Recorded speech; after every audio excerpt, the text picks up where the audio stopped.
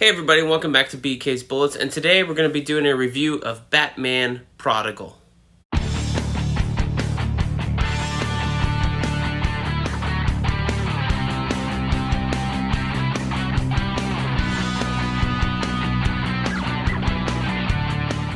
Hey everybody, welcome back to BK's Bullets. We're going to be talking about Batman Prodigal today. I just finished reading it last night because I was like, it's a week before Christmas and I can kind of relax now. And then I was like, oh no, I made it a goal to at least finish reading these KnightFall trades before quarantine and do videos on them. So I sat down, I was like 2 parts into this, and I finished the rest of it. Now, it wasn't a slog per se, Prodigal. It's just not, there's nothing to it. There's nothing holding it together or anything like that.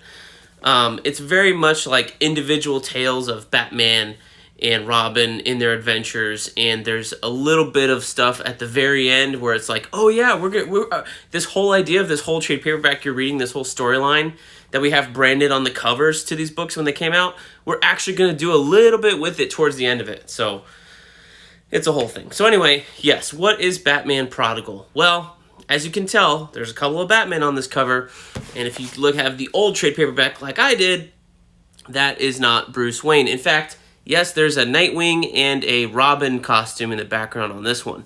So this is the storyline that happens directly after Night's End, where, once again, Bruce Wayne gives up the cowl and tells Dick Grayson to put it on. What the hell? It is bizarre. Really, really bizarre. It's not set up at the end of Night's End, even in that trade paperback, which is the newer printing, the one that I reviewed the last, KnightFall video for. So this is like, technically, there's no number on it, but this is volume 8 of 9. The next one would be Troika. And now that I'm reading this version of Prodigal, I am starting to understand maybe why Batman Troika is included in this 9-volume set, this mammoth set. It started with Prelude to Nightfall, then there's Nightfall Volume 1, Volume 2, I'm looking at them up over here if you see me.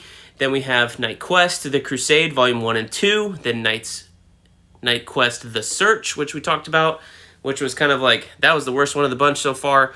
And then we have Night's End, where Bruce reclaims the mantle from Jean-Paul Valley / Azbats. And then there's this one, Batman Prodigal, and then finally Batman Troika, which I've never read. I've only read Prodigal once before. It was this version of it. And,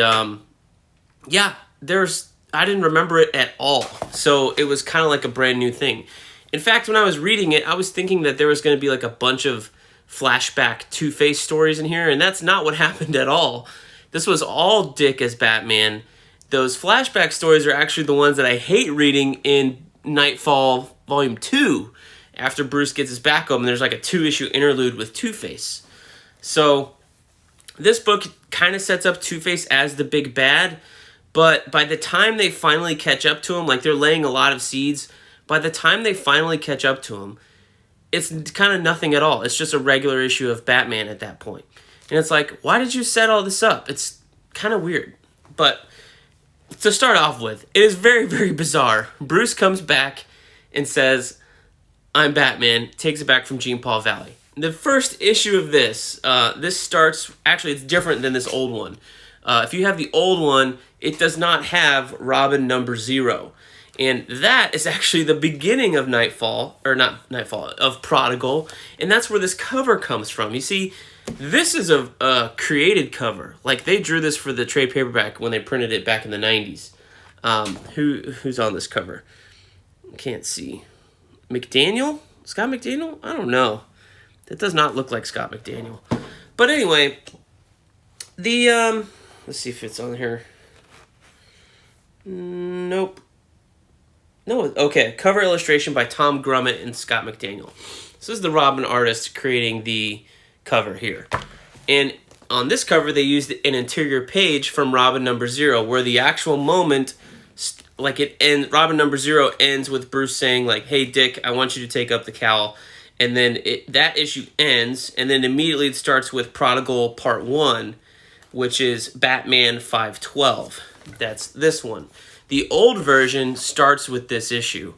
And there's really no setup. Most of Robin number 0 is Dick and Tim Drake, Nightwing and Robin, talking to each other about their experiences as Robin, being Robin. It fits into the whole 0 hour crossover thing that was going on at the time. And then it ends with this like shocking revelation. And then Dick picks up the cowl in Batman 512, but they never ask Bruce why. They never ask where he's going. You never find out. Bruce just says, oh, well, you know, for the first time in a long time, I was able to live as Bruce Wayne without having this cowl over me, and I really need to spend more time doing that. And I'm like, are you kidding me? The entire thing of The Search, which was apparently your entire journey from having your back broken to getting it fixed, you were not spending it, living it as Bruce Wayne, living like a regular person, you know, just enjoying life, drinking martinis by the pool and getting your back healed and doing physical therapy. You were out there chasing down some woman who you thought you were in love with, and then eventually her memory disappeared somehow and you let her go. So what were you doing, and why do you think you need to stop being Batman? It is bizarre, and it's never explained at all. Not even a reason given for it.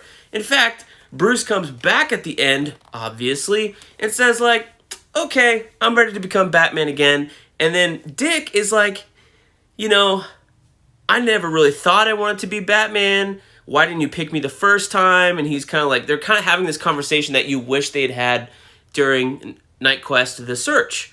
You know, you would think that like as soon as Nightwing finds out there's a new Batman and it's not him, you'd be rushing over there to Bruce Wayne saying like, what the fuck, dude? You know, isn't this the whole reason you trained me? Or am I not the immediate successor to you? How does this not fiddle in your brain?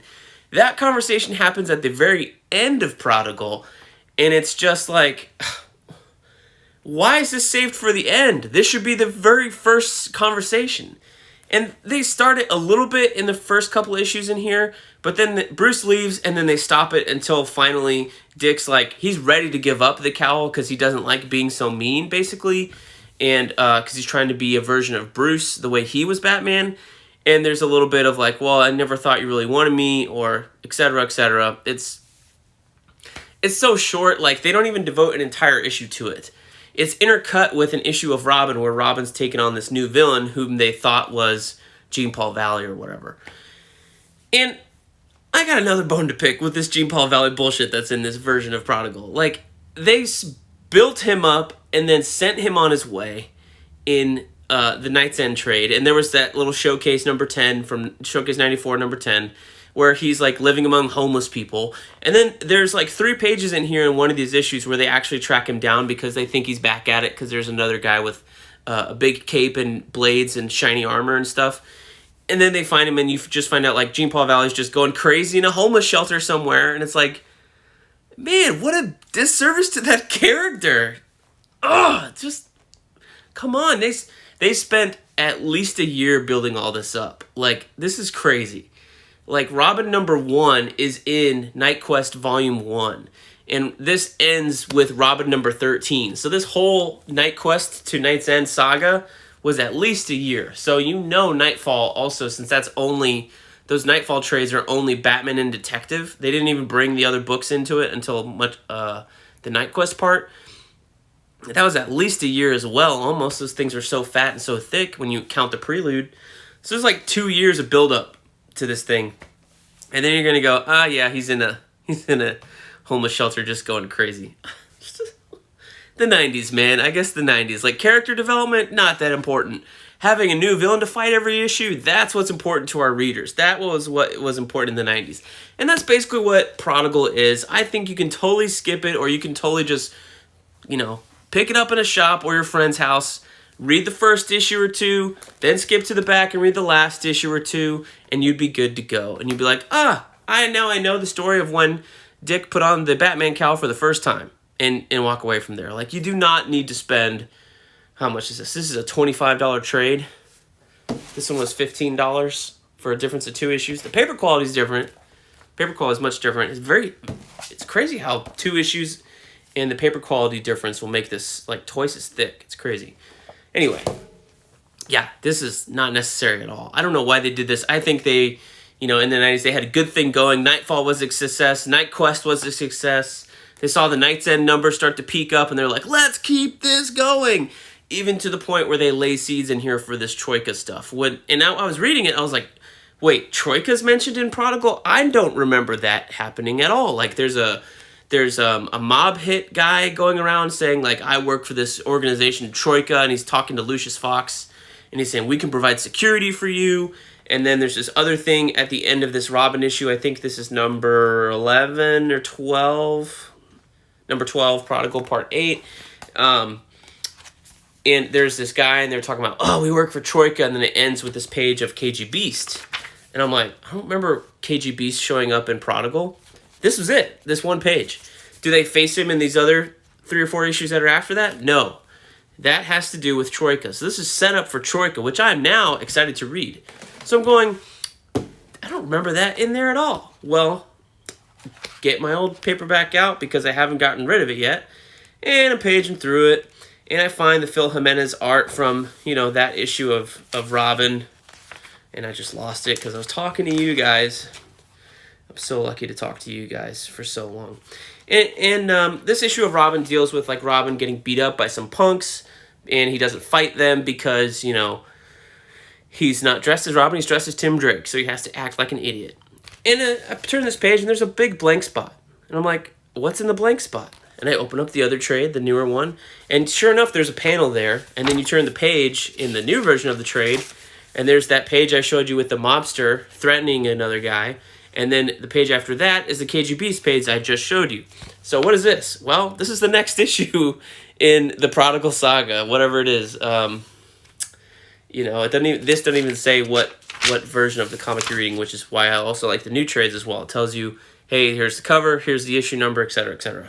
But yeah, they totally deleted 2 pages and a third out of this Robin issue.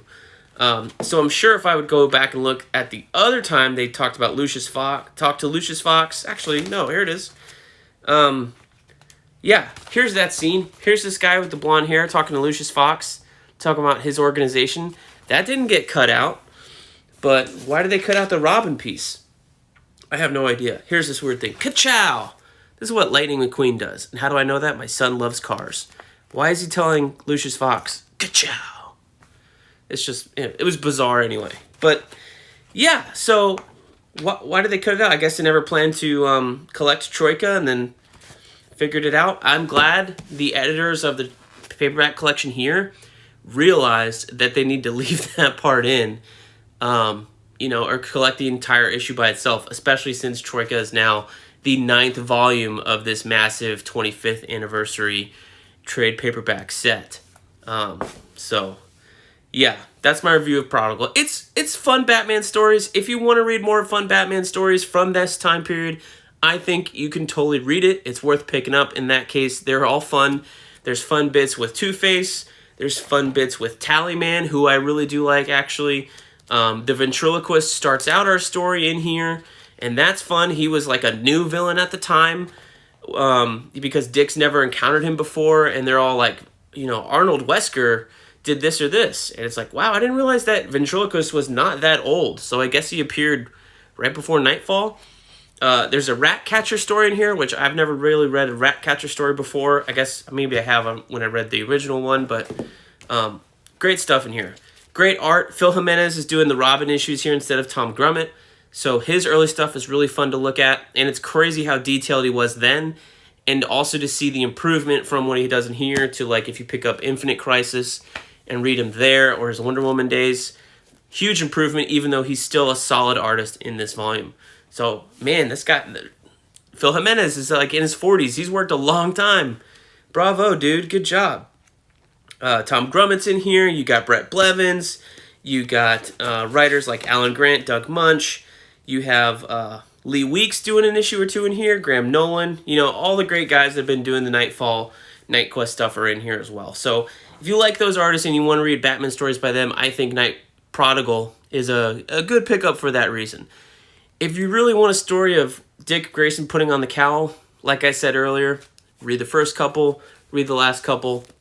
Better yet, buy them back issues or something like that, or buy them digitally, look up what's in here, figure out. You can look at the numbers. It says Prodigal Part 1, Part 2, Part 3 on the cover, so that would be pretty easy for you to figure out. Read Part 1, Part 2, Read part 10, part 11, whatever the last part is, and call it quits. If that's what you want to read, if you want to find out why Dick, put on the costume and took it off. Like I said, it's really bizarre. It doesn't make a whole lot of sense, and no reason is given. And you don't even find out what Bruce was up to. So maybe we'll get more of that in this Troika trade that I'm now excited to read. I've never read before. But yeah, that's my thoughts on Prodigal. Skippable, but if you just want to enjoy it, I think it's totally readable. So thank you guys for watching. We will see you guys next time in the funny pages. Don't forget to like, comment, share, subscribe. Helps us grow this channel. And we will see you guys next time in the funny pages.